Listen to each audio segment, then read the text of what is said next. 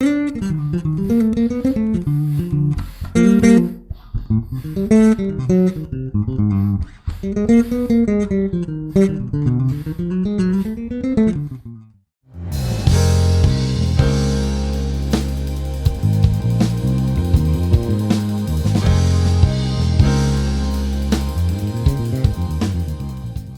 how you doing? Scott here from scotsbasslessons.com. Hope you're well. If you haven't checked out scotsbasslessons.com yet, make sure you do so straight after this lesson, because there is hours and hours of free video lessons just like this, ranging from beginners right up to turn your brain into soup. What kind of soup do you make? Mushroom soup. Okay, so go check out the website straight after this. So today I'm going to be talking about practice. And I think practice is so important, because essentially that is how we get our bass playing to the next level. But there is ways and means of approaching it, and that's what we're going to be talking about today. Ways to make your practice time effective and maximising the time that you've got. Okay, number one is mindset. And I think this is the most, the key thing to moving your bass playing to the next level. It's not really about how many hours you're practicing, or what scales you're doing, or what you're transcribing. Yes, it is, but effectively, if you don't have your mindset in the right place, you're not going to do any of that stuff, because you're just going to be put off, and you'll be disheartened when you can't play a lick that you want to play, or transcribe a line that you want to transcribe, or any of that stuff. So mindset is absolutely key. So really, I want you to think about, your mindset right now, and are you geared up, to learn an instrument or to take your bass playing to the next level?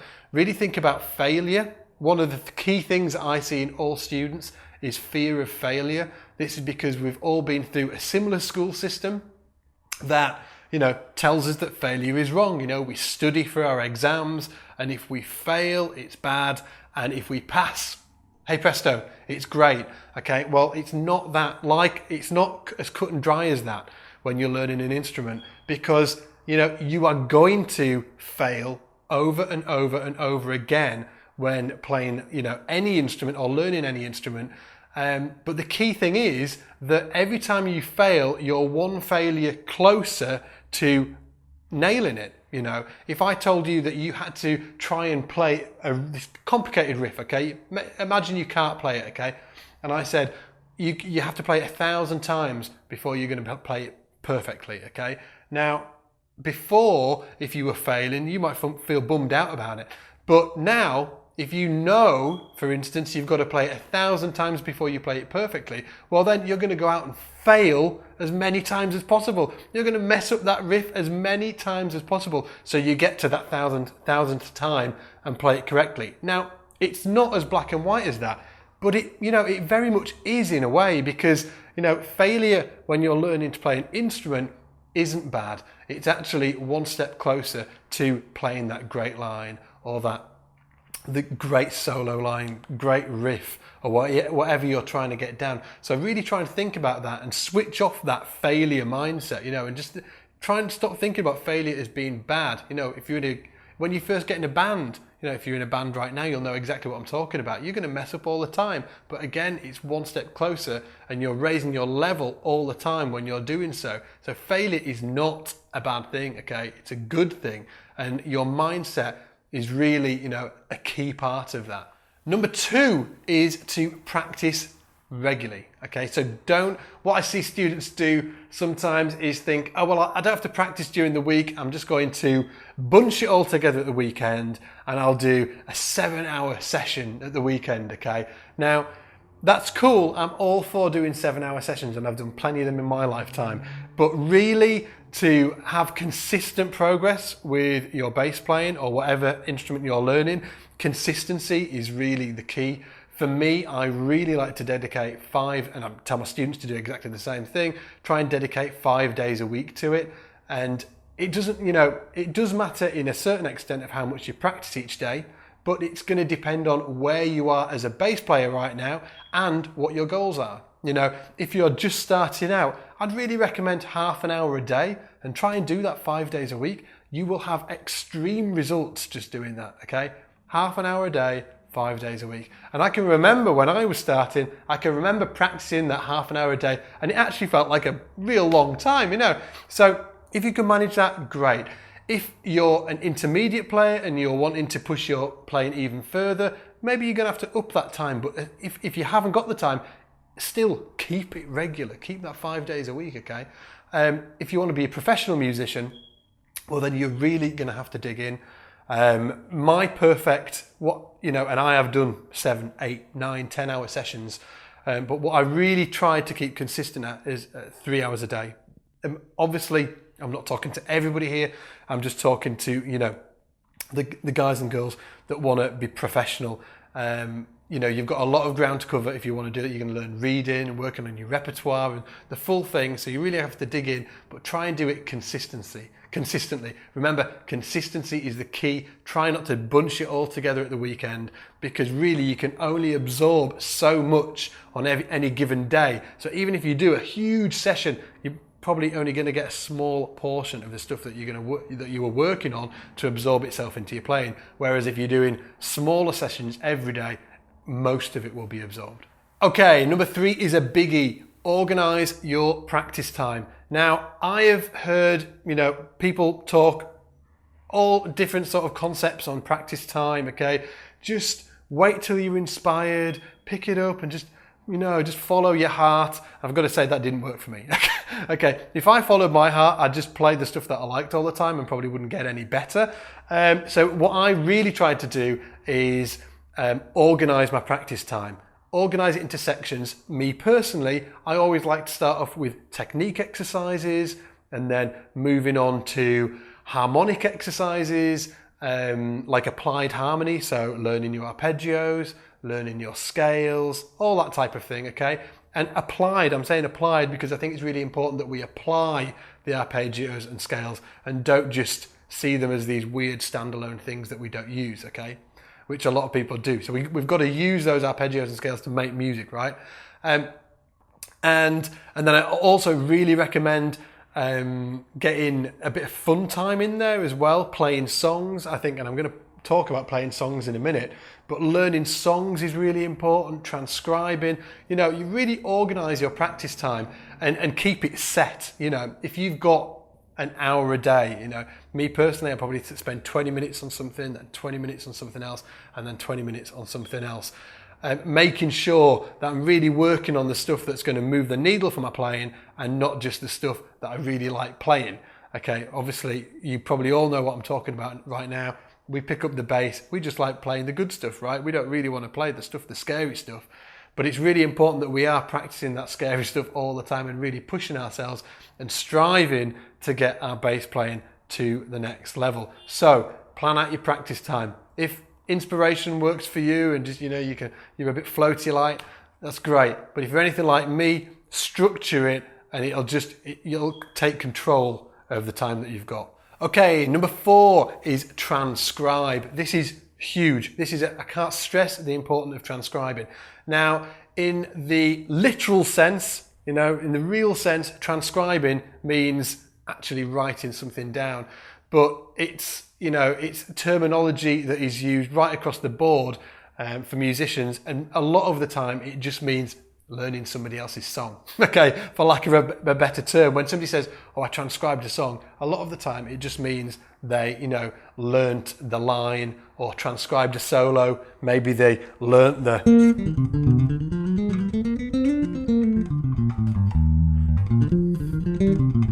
maybe they just learnt the line. Okay, and that's what transcribing means. Or it does in my sense as well, because I rarely write down what I have transcribed. I mainly just take chunks of stuff that's really doing it for me and learn that. So transcribe, you've got to do it. And this is why it's important, okay? Learning bass or music, any musical instrument, is just like learning a language. It's just like how we learned English or Spanish or Chinese or wherever you're from. It's just how you learned your language. How did you learn? You listened to your parents, you listened to your family, your friends around you, your elders, you listened to how they spoke, and you just picked it up bit by bit, and here's the key bit, you started copying them, okay? Now I've got a little son, he's two 2 years and 4 months right now. So he's really getting into talking, and he just copies what we say, and then that gets absorbed into his vocabulary, even though it's quite limited at the minute. That gets absorbed, and that is how he's learning to speak. This is exactly how we need to learn music, and it is not how we need to learn, but it is actually how you learn, okay? So if you're not transcribing, you need to do it. Listen to the players that you're into. Listen to the bands that you're into. Start transcribing their songs and learning their riffs and their bass lines and their solos if that's what you're into. You've got to get it into your playing, because that essentially is how you learn.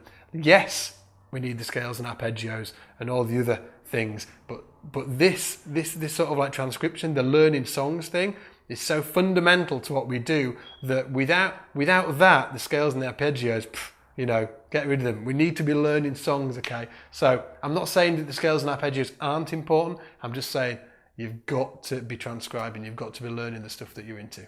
So number 5 is super related to number 4, okay? Analyze what you're learning. Okay, so for instance, you might have learned a bass line like this.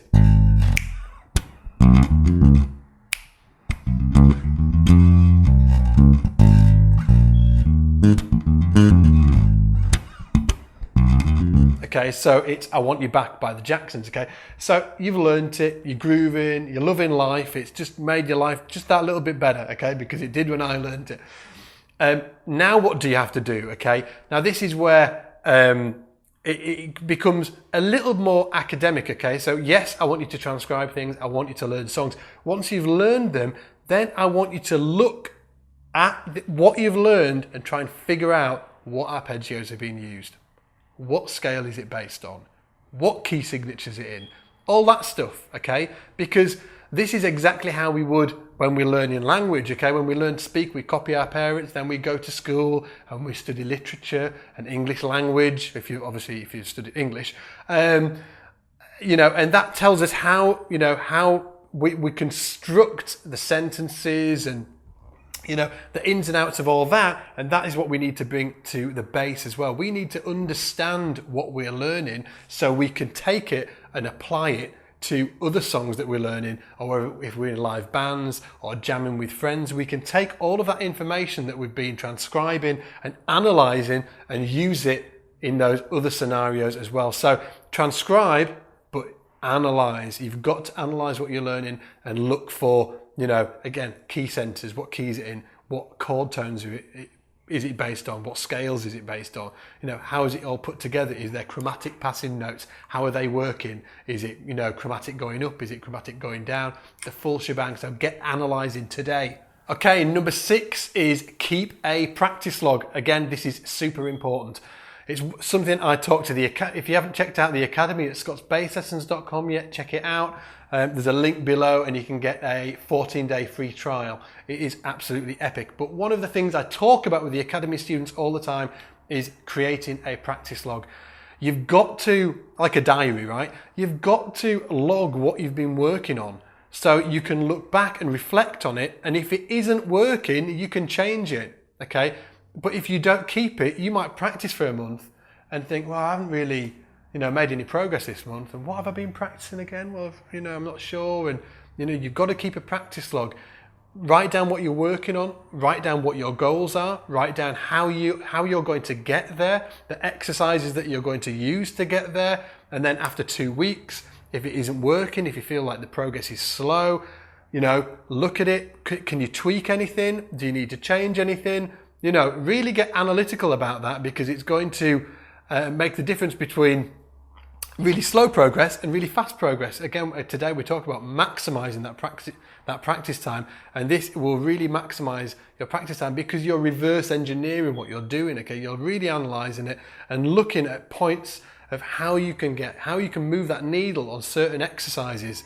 Or, for instance, if you're struggling with an exercise, maybe you need to create another exercise off the back of that that's a little bit simpler, that helps you get into that technique a little bit more before you move back to the original exercise. Stuff like that. So really start a practice log today. It will help you out big time in the future. Okay, so number 7, we're at the end, and this is one of the most important ones. In fact, I would say the first one, mindset, is probably the most important one that I've talked about today, but this one is equally important, okay? Number 7 is keep inspired, okay? And this is kind of in your hands, right? Now, obviously we're in the information age now. We wake up in the morning and we put our phone on and we check our phone in the morning, email and, Facebook and Twitter and Snapchat, Vine. D-Max is younger than me, so he's up on all these cool things, right? Anyway, so if you're anything like me though, you wake up and there's all this stuff going on, and then you got on the computer and there's YouTube videos and then there's advertisements online, and it's crazy and it's slapping us in the face all the time. So this is the information coming into us, but you can, and think about it as in music as well. You can control the flow of information. And what I really like to talk about is controlling the flow of music coming into your life, okay? So I really believe that the music that you listen to will inspire you if you're listening to, stuff that you're really into, okay? Stuff that inspires you, bass players that inspire you, bass players that make you want to pick up the bass and start playing, okay? So really try and control the flow of information into your life when it comes to music. Obviously, we can't do anything about the Facebook, other than switching it off. But we really can control the flow of music in our lives. So make sure you're listening to great music all the time. It will keep you inspired.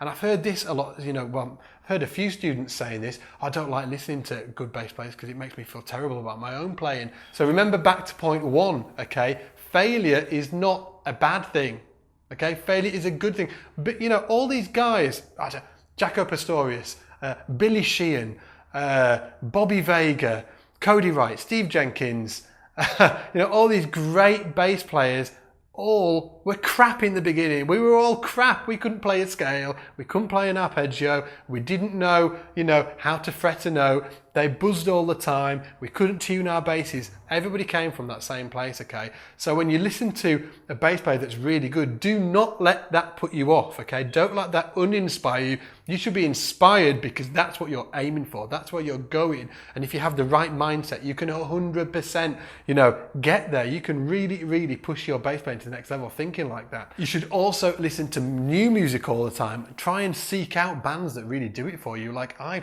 listen to new music all the time.